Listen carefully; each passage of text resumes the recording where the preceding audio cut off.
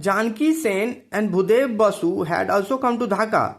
From them and other chance visitors, people began to hear about Srima.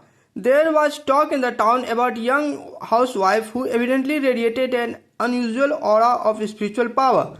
Shahbag was private property not easily accessible to all.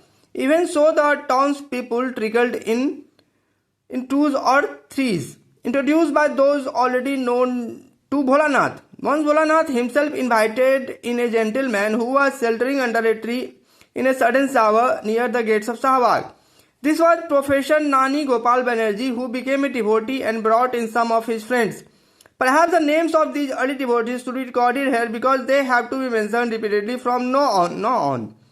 The first among the galaxy of pioneering names must always be that of Jyotish Chandra Rai, ISO Assistant Director in the Ministry of Agriculture.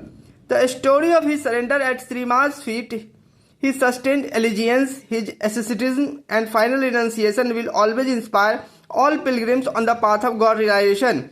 He had to face many problems in his life to which he did not find easy solutions.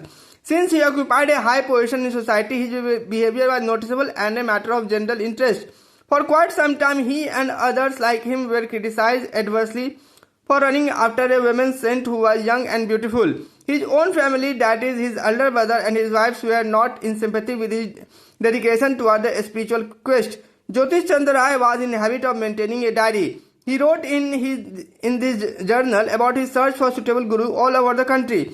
Nowhere had he found what he was seeking, and also that he was not clear in his mind as to what he was looking for. In this state of inner yearning, he came to meet Srima at Shahbag. He writes in his diary that the first glimpse of that veiled figure had been an experience of fulfillment. He knew he had arrived at the end of his quest, but he wrote also that since the Guru had adopted the guise of a retiring young housewife, he would not approach her again till she chose to discard her wills.